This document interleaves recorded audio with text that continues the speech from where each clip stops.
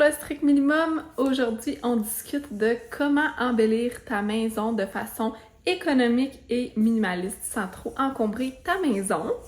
Donc, c'est une vidéo que j'avais vraiment hâte de vous faire parce que souvent, les décorations, quand on rentre dans un magasin de décoration, ça coûte cher.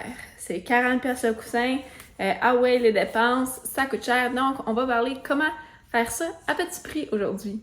Pourquoi je trouve ça important de vous faire cette vidéo-là? Ben, c'est parce que notre lieu de vie, c'est vraiment un lieu où on doit se sentir bien. Donc, c'est pour ça qu'on essaie souvent de désencombrer les choses qui nous stressent. C'est la même chose pour la décoration. On a envie d'être bien mentalement quand on arrive à la maison. Donc, même si on a un petit budget pour les décorations, ça vaut la peine de mettre ça à notre image, notre lieu de vie.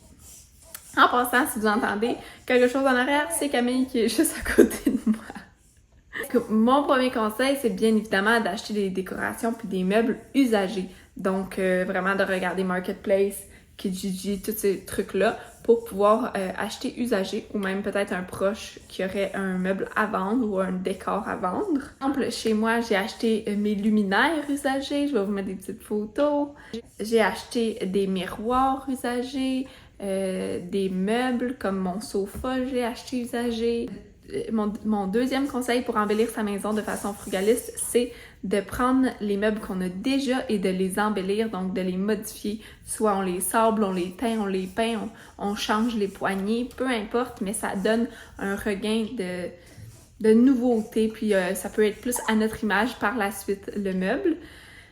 Donc, par exemple, chez moi, j'ai modifié mon meuble de télévision, j'ai rajeuni mes commodes dans les chambres, juste en les peinturant pour leur donner une nouvelle vie après 20 ans. J'ai changé les tabourets dans ma cuisine. Mon meuble de télé, avant, il était bleu, puis là, il est rendu plus à mon image. Troisième conseil, c'est de faire soi-même. Donc, si on a des décorations qu'on veut faire, que ce soit un cadre avec un dessin de plantes dedans ou quoi que ce soit, on peut se pratiquer puis essayer de le faire nous-mêmes ou imprimer une photo sur Internet qu'on trouve puis la mettre dans un cadre qu'on aurait quelque part de rangé. Ça coûte vraiment pas cher. Moi, j'ai fait ça, par exemple, dans la chambre à Camille. On avait des cadres, puis j'ai imprimé des petites fleurs pour faire le cadre, donc ça faisait beau. Mon quatrième conseil, c'est d'aller trouver des objets au magasin 10$, donc des petits objets pour compléter notre décoration qui sont à moindre coût. Donc, des fois, d'aller voir là, il y a certaines choses qui peuvent être utiles, puis des fois, c'est pas nécessairement un objet qui a pour but de répondre à l'utilité que tu recherches, mais tu peux retrouver un objet qui fait la même chose. Comme par exemple, j'avais des fils dans le salon qui étaient visibles, puis je voulais acheter un comme bac pour cacher les fils sur Amazon. C'était comme une trentaine de dollars. Puis au Dollarama, j'ai juste trouvé un contenant à 3$ blanc qui, tu sais, je l'ai juste mis à l'envers, puis ça fait la même chose, puis ça m'a coûté 10% du prix d'Amazon.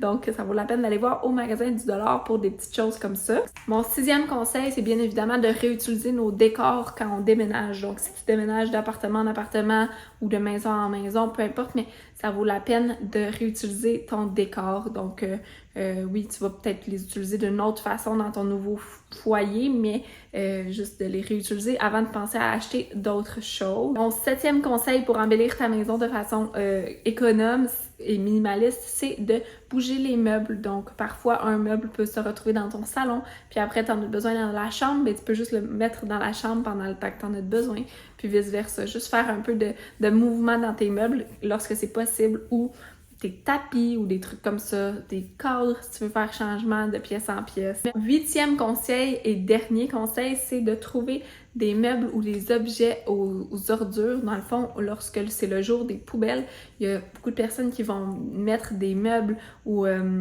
des objets aux poubelles alors qu'ils sont encore bons. C'est juste qu'ils veulent pas se casser la tête pour pour les vendre ou des fois ils ont un petit bris, l'objet est brisé un peu mais il est facilement réparable, donc ça vaut la peine de regarder ça. Par exemple, dans ma maison, j'ai une étagère que j'ai trouvée aux poubelles puis un banc pour ranger les jouets d'enfants que j'ai aussi trouvé aux poubelles, donc ça vaut la peine parce que juste ces deux morceaux-là neufs, ça vaut probablement une centaine de dollars au total. À ça pour mes conseils pour embellir ton chez-toi de façon économe et minimaliste. J'espère que c'est une vidéo qui t'a plu. Puis dis-moi en commentaire si t'es du genre à essayer de couper un peu sur les dépenses au niveau de la décoration ou tout simplement à ne pas décorer. J'ai hâte de discuter avec toi en commentaire. Puis sinon, on se voit dans une prochaine vidéo. À bientôt!